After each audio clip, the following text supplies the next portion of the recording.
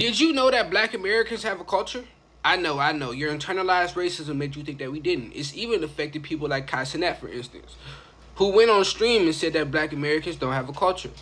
Which is confusing to me because he is Haitian and Trinidadian and he cosplays as Jamaican that acts like he doesn't know his dad when he does. That nigga doesn't know his culture either.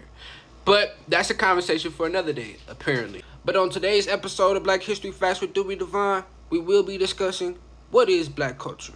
Black American culture is a unique fusion of traditions, values, music, art, cuisine, and language, shaped by over 400 years of survival and creativity in the United States, producing global innovations like jazz, blues, hip-hop, soul food, and African American vernacular English. Black Americans were present in North America before slavery, during Spanish, French, and British control, blending African tongues with European languages to create a distinct cultural identity. Yet, this linguistic heritage has long been suppressed through anti-literacy laws. For enslaved Africans, 19th century bans on education, and 20th century efforts to delegitimize AAVE. Seen in the 1979 Ann Arbor case, the 1996 Oakland Ebonics controversy, and the suppression of Gullah Geechee, reflecting a persistent attempt to block black Americans from preserving and passing down their own language and cultural identities. So, is there black culture? Abso-fucking-lutely. But at the same time, is it being suppressed and stolen and hidden from us? Abso-fucking-lutely. So on today's episode of Black History Facts with Dewey Devine, we will be discussing why black Americans are often told to just build wealth in communities despite centuries of systemic barriers, including slavery, sharecropping, convict leasing, redlining, Jim Crow laws, racial massacres like Tulsa and Rosewood, ongoing discrimination in housing, employment, and policing. Meanwhile, the U.S. has provided reparations or compensations to numerous groups such as Japanese Americans for internment camps, Native Americans, fake Native Americans for land and treaty settlements, Jewish Holocaust survivors. Anytime them motherfuckers go through some shit or make up some shit, they motherfucking get paid. Jewish Holocaust survivors in institutions because they just got paid motherfucking June 25th, 2025 for some bullshit. They got $94 million out the blue for what? Fuck them niggas. Chinese Americans even received public apologies and laws made in their favor immediately to stop discrimination. But as soon as black Americans demand fairness for the unique harm we've endured without compensation, it is framed as arrogance or superiority or laziness. Even though our demands simply highlight how essential our labor and culture have been to building the United States despite being systemically excluded from its rewards. So on today's episode of Black History Facts with Dewey Devine, we'll be discussing why non-black people often get upset when black people receive praise.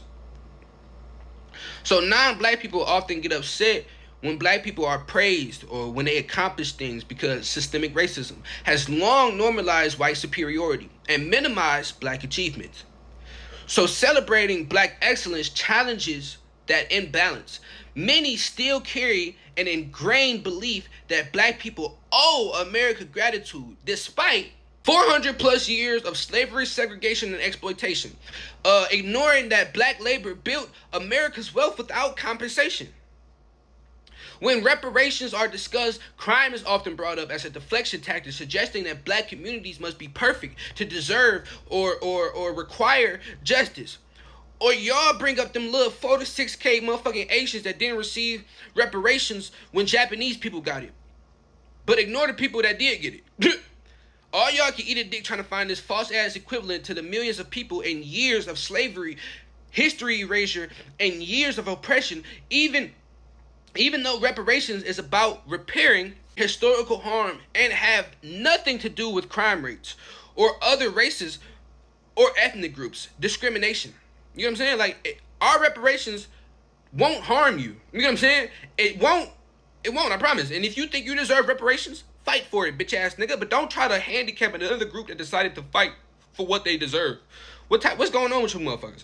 Also, don't you think, like, if black people receive reparations, don't you think we'll stop committing crimes, you stupid fuck? Like, what's going on with you niggas? On today's episode of Black History Facts with Doobie Divine, we'll be discussing why no other group or ethnic group or race should expect unity from Black Americans until they decide to fight with us for reparations. Because our unpaid labor and systemic oppression built much of the foundation for the civil rights and social freedoms many others now enjoy. Groups such as Japanese Americans, fake Native American tribes, Holocaust survivors, and even recent immigrants have received reparations or policy benefits, often on the backs of black movements that expanded rights to all of you motherfuckers. Yeah. Yet, when Black Americans demand reparations, these same fucking groups stand against us, while still expecting our support for other immigration or social justice battles, showing a one-sided relationship that must be addressed before true solidarity can ever exist. Ever. You understand? Ever. So I never really understood why people love pretending Africa never built anything great.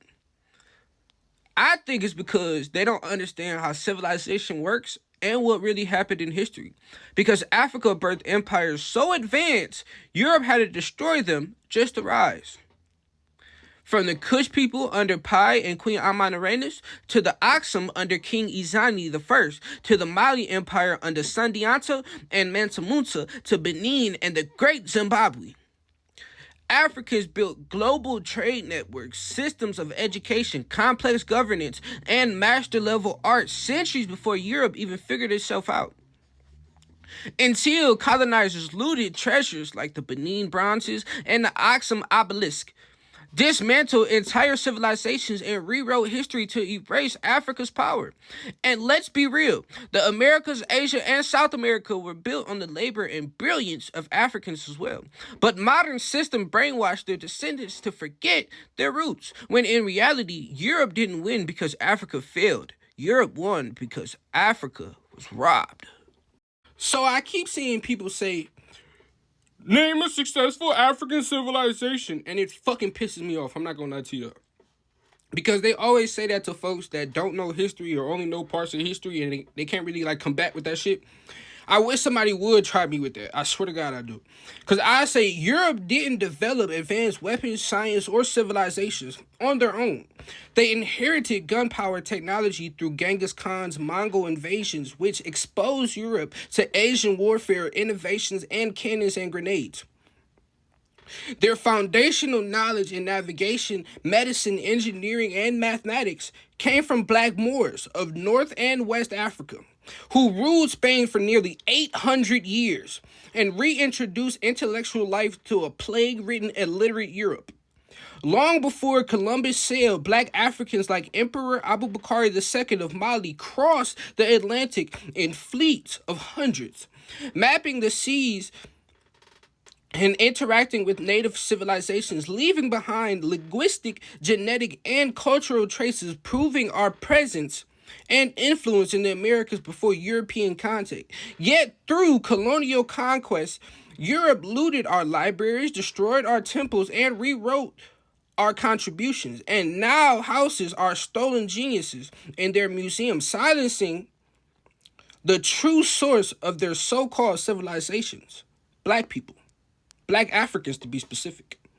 Hey, I want y'all to know that Hurricane Katrina is a reason that we need to add New Orleans, or just Louisiana in general, as a black society that was ruined by the United States government, to that list. We need to add that to that list immediately. Like Rosewood, Florida, like Tulsa, Oklahoma, like Harlem, New York, like the one city in Illinois, the one city in, I can't remember everything off the top right now, but nigga, listen. They destroyed black communities just cause. Like, just cause they were successful black communities and didn't need white people in them. Front of grade. They let them niggas die purposely. Like, they purposely let them people die and ruined their communities and didn't help them. And they were also letting out criminals to grape and do whatever they wanted to people. They were also not saving and rescuing people. They would just murder them. So that's another reason why black people are owed reparations. Thank you. You know what really pisses me off? Every time we get into a conversation with a white person, they always try to be like, oh, well, why don't black people build a successful community? Because you will blow them up until oblivion. Like, we tried it. We've done it. We've built the most successful communities in American history. But you didn't know that because you don't read books or look into any history before you speak. You just say shit that you heard other people say. But from Black Wall Street to Rosewood in Florida to Harlem, New York to Pennsylvania, random ass cities. It wasn't just popular. Actually, we might be the reason why most cities in America are popular, like Los Angeles to New Orleans. But that's another conversation. Actually, no, this is the conversation for it. Stop saying stupid ass shit like that when you could just go research successful black communities and why there aren't anymore.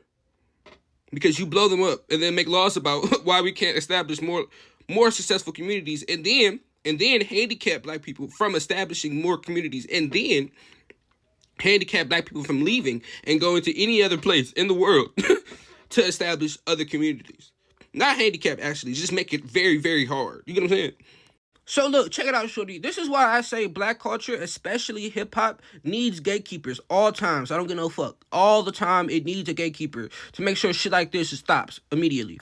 Because I just found out that white people think music is just fucking sounds. Not a way for artists to express themselves, their stories, their lives, and get out of the ghetto and shit like that. I seen a clip of SQC saying nobody's listening to music for lyrics. It's just for sounds. And this chat was going fucking crazy. Like, nah, listen to me, folks. I feel like you don't understand what I'm saying. Like, they don't process lyrics. Like, they don't process, like, similes, metaphors, double and triple entendres, dope-ass wordplay and shit like that. I know that boy Andre 3000 said that they don't hear us, they just want to dance, bro. But I did not fucking know it would be this bad. Fun and grave. Now, what do you mean it's just sounds? You guys are the reason hip-hop fucking stinks today. It's all white people's fucking fault. So since no one knows what black American culture is, allow me to be the one to tell you. And also, why we don't want white or non-black people in it any longer. Because every time we integrate into white culture, we're forced to come respectfully. If we mess up, we get arrested, scrutinized, or even blackballed. But when they enter ours, we never get the same respect. They try to take it over, rename it, water it down, and profit while erasing us from our own shit. Now let's get into it. Black American culture is not just food, music, or slang, but the full life we built after slavery, stripped us of our language, tribes, and rituals. Yet, we still carried African roots through instruments like the djembe, balafon, the kora, and the talking drums, which evolved into gospel, blues, jazz, rock, funk, R&B, house, techno, hip-hop, and even country music. And even though our food came from scraps, we turned it into soul food. Collard greens, cornbread, catfish, gumbo, barbecues. Our language reshaped into AAVE that gave the world words like lit, no cap, and on guard. Our style went from zoot suits and afros to sneakers, jerseys, and streetwear. And our dance went from ring shout to breakdancing to TikTok trends. Yet, when white influence steps in, they ruin all of it by stripping away the soul, selling the aesthetic, and pretending they made it up. That's how and why rock got stolen and flipped into classic rock. Why house and techno from fucking Detroit and Chicago got whitewashed into EDM. And why hip-hop keeps getting gutted by record labels pushing soulless factory rappers, while our slang becomes Gen Z internet words instead of black innovation. Why our dances go viral, but the black creators never get credit. And why even our foods get rebranded on TikTok by somebody named Becky putting raisins in potato salad like it's a remix nobody fucking asked for. Meanwhile, the whole entire world literally couldn't survive without black invention. Black Americans contributed to the world things like Benjamin Banneker's wooden clock in 1791, to Thomas Jennings' dry cleaning in 1821, to Norbert sugar refining in 1843, to Elijah McCoy's automatic engine lubricator in 1872. Then we have Lewis Latimer's carbon filament that made Edison's light bulb work longer than seconds in 1881. Then we have Granville T. Wood's telegraph and train advancements in 1887. Then we have Garrett Morgan's traffic light and gas mask in 1923. Then we have Madam C.J. Walker's hair care empire in 1906. Oh, I'm not done yet. Then we have Charles Drew's blood banks in 1940. Then we have James E. West's Electret microphone used in 90% of devices today in 1964. Then we have Mark Dean's personal computer co-creation in 1981. Then we have Lonnie Johnson's Super Soaker in 1991, and countless more. This is also how Black American culture is different than any other, because it's the only one built out of pure survival, oppression, and genius while under attack. Yet, it still became the blueprint for the whole entire world. And even Eminem himself admits this in songs like White America and a few others where he says his career is built on black culture. So it's hilarious when his fans act like hip hop is for everybody. Nah, we love the respect. We love the respect, but let's keep it real. Without our rhythm, our soul, our pain, and our creativity, white folks only give you hollow imitations. And that's why I said we need gatekeepers to protect our shit. Otherwise, we just keep watching culture after culture get stolen until TikTok tries to convince the fucking world that Elvis Presley created trap music. So since I didn't have a clue who the fuck Charlie Kirk was when he was alive, let's debunk everything that bitch ass nigga stood for, starting with black people receiving reparations. So I often see white Americans often argue they shouldn't pay reparations because they personally didn't own slaves. But this ignores the reality that America as a whole still benefits from centuries of racial wealth theft. From slavery starting in 1619 through 1865 to convict leasing and Jim Crow 1865 through 1965 to redlining and mass incarceration that continue to this day. Yet, while claiming reparations are too expensive, the U.S. government spends trillions annually on things taxpayers never voted on. $877 billion on the military in 2022 alone. Billions on foreign wars in Iraq and Afghanistan, subsidies to big pharma and agribusiness, and even covert funding of cartels during operations like the Iran-Contra. The truth is, America has always had the resources to repair the wealth gap. Black Americans were promised 40 acres and a mule in 1865, Special Field Order number 15, and then stripped of it. But still, they are refusing reparations because paying us would mean finally acknowledging and correcting the very foundation of this economic system. Fuck that boy Charlie Kirk, he could rest in peace. Charlie Kirk built his brand on weaponizing lies about black crime. Even though FBI statistics show black people account for less than 2% of violent crimes nationwide.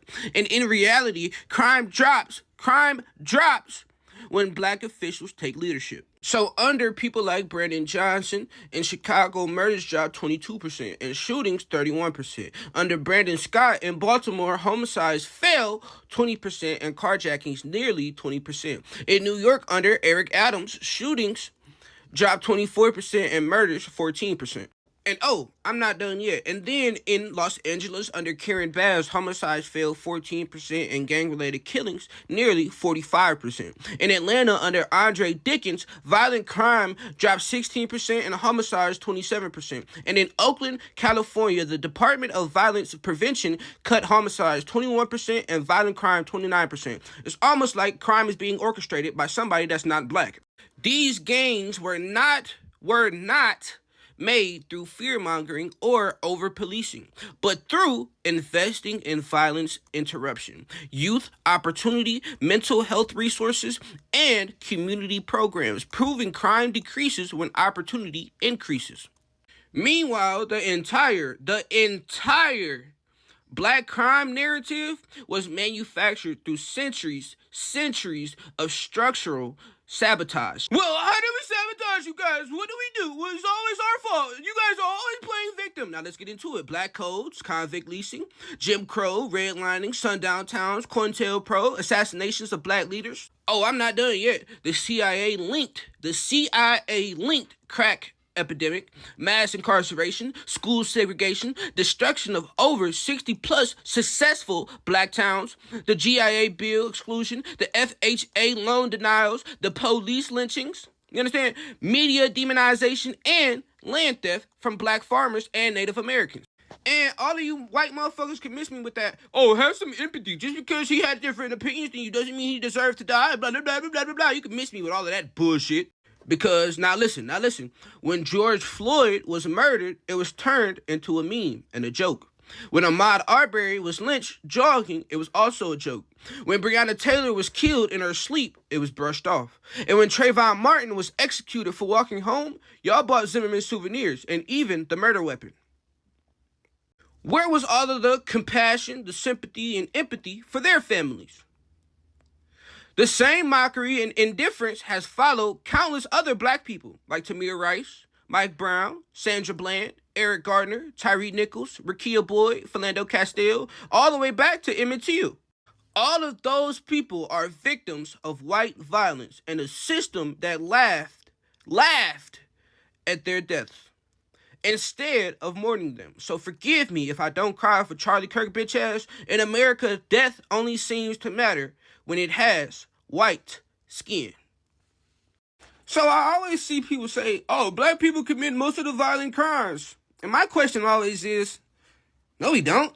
Because what the fuck are we considering violent crimes? Now let's get into these percentages per the FBI and the DOJ. So you can't say, oh, what's the source? Nigga, the source, motherfucker. Now, America seems to have this, obsession with black crime, even though it's complete propaganda.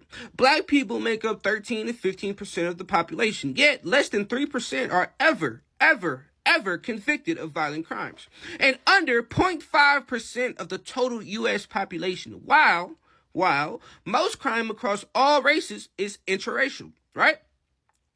Over 80% of both black and white victims are harmed by offenders of their own race. But only black on black crime is sensationalized.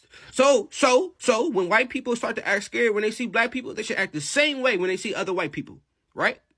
Meanwhile, nigga, listen. Despite being just 28% of the U.S. population, the FBI and the DOJ data show white men commit the majority of the nation's worst violent crimes. 55% of kidnapping, 56% of rapes, 58% of mass shootings. They are also 59% of the child pornography arrests, 62% of the statutory rapes. They are also over 63% of prostitution solicitations, over 68% of the National Firearms Act violations, and over 75% of the incest prosecutions.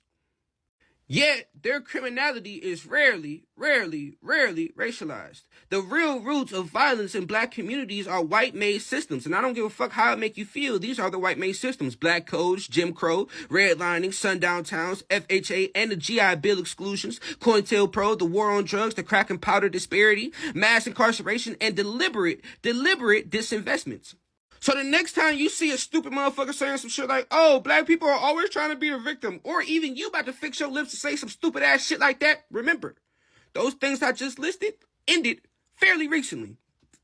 So the facts are, history says we're not trying to be the victim, we are.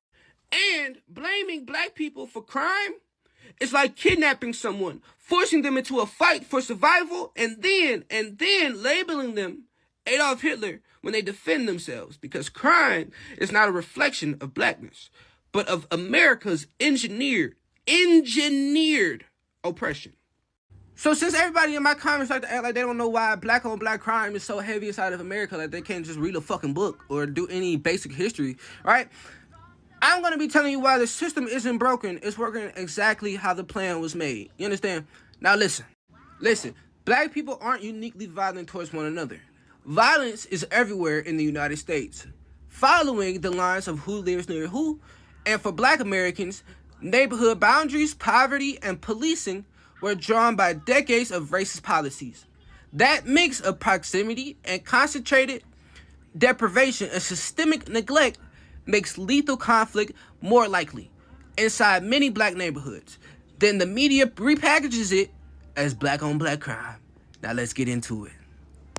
Also, crime is overwhelmingly interracial for everybody. For instance, in the most recent detailed data in crime and victimization, 57% of white victims were harmed by someone of their own race. Also, black on black violence fell by over 60% between 1994 and 2015. And overall, since, you get what I'm saying? So, overall, since from between 1994 and 2015, it failed, and then overall, since 2015. Black homicides are down as well, tremendously since 2023. So the phrase black on black violence spotlights a pattern that exists amongst all people and then frames it as uniquely for black people. So since everybody likes to act like they don't know why black on black crime is so heavy inside of America, I'm gonna tell you why. You better listen. I'm only gonna tell you once now, nigga. You're gonna have to catch this swag, cause nigga, after this, you're gonna have to read a book or something. I don't know. You hate to do that, so you're gonna have to listen this time. Fun, okay? This is part 2, by the way. You did. So let's get into it. So let's get into why proximity hits black communities harder to begin with. Things like residential segregation from 1930 to 1960, which were federal redlining maps that locked black families into disinvested zones and blocked them from mortgages. Other things like highways and urban renewal from 1950 to 1970, you understand me? Where interstates were intentionally rammed through black neighborhoods. Examples like crossing the Bronx, I-95 in Miami, and I-94 in St. Paul, and I-20 in Atlanta. You know, some of y'all should hear, you hear these names, you should start going to these places like this was made to keep me away from the white folks. Hell yeah, nigga. Displacing tens of thousands and walling communities off. Also, things like single-family zoning and suburbanizations, where zoning kept affordable multifamily housing out of wealthier or white districts. And areas, other things like policy concentration, where once a neighborhood hits like 20% poverty, special problems rise sharply and compound that motherfucker. Special problems rise sharply and they compound. You understand? Nigga, listen. So then look, add everything up, right? And then you get densely pockets of deprivation. I was writing my ass off. Some of these words I ain't never even used. You ain't never heard me use deprivation. Fuck it. Deprivation, where conflict is much, much, much more likely. You understand me? And where almost everyone nearby is also black, because they didn't build the system for everybody to be black. So guess what the victim's gonna be? And guess what the purpose gonna be? You understand me? The same race. Hey, listen. So since everybody likes to act like they don't know why black on black crime is so heavy inside of America, I'm here to tell you why today. And you better listen, niggas. I'm only gonna tell your ass once, nigga. You understand me? After this, you're gonna have to read it in a book or something, because I know you would have to hate to have to do that. Fun on ground. So you better listen while I'm here. Now let's get to it. Starting in the late 1800s, crime stats were weaponized to cast blackness as inherently criminal. A story by Khalil Gibran Muhammad tracks the condemnation and criminalization of blackness. Also, federal programs like COINTELPRO and the supposed war on drugs targeted black organizations and decapitated community leadership and flooded neighborhoods with punitive policing rather than resources. Now let's talk about the supposed crabs in the barrel mentality that people love to say black people have. It's really a barrel built by policy when resources and jobs and quality schools are scarce, but by design. It forces people to compete inside of tight boundaries. So things like exclusionary zoning literally make the barrel, while disinvestment makes sure that the supposed crabs stay desperate. Blaming a mentality skips the fact that somebody put the crabs in a goddamn barrel and hammered the lid shut. So where can we go from here, you may ask? This is where we can go from here, bitch ass nigga. Listen, evidence points away from more carceral solutions and towards place-based investments, like cleaning and greening the block, which is fixing vacant lots and abandoned buildings, which is proven to cut shootings by 40%, which is almost half. Also, targeting the poverty issue and not the people of poverty. You understand me? So, I don't know who needs to hear this, but I'm going in depth on the real root of crime in America. Because there's a public school to prison pipeline that I feel is often ignored, that needs to be addressed today. So the school to prison pipeline is one of the most calculated and devastating systems impacting black communities in America, functioning less as an accident and more as a blueprint for social control and profit. So in many black communities, the pipeline operates through zero tolerance discipline, over policing, and chronic underfunding. Systems that push black students out of the classrooms and into the juvenile justice cycle. And it's even crazier because most of the time they use other black faces to do it. Black children are disproportionately targeted as early as preschool to third grade, when data is used to predict their future incarceration rates and determine where new prisons should be built. For example, black students made up 28.7% of school law enforcement referrals, while representing only 15.1% of total enrollment, per ACLU, per the School to Prison Pipeline, and per the U.S. Department of Education, the CRDC. These policies are reinforced by federal funding that rewards schools for contracting police and installing surveillance. Instead of investing in counselors, restorative justice, or mental health support, effectively sustaining a system where the criminalization of black youth remains profitable for the prison industry rather than a social issue that's out of control. Per Michelle Alexander, per the New Jim Crow, and per the Vera Institute, and per the Brookings Institution, and per the ACLU locating the school to prison pipeline. Go. Okay, don't forgive or don't forget, bitch, I'ma hold a grudge.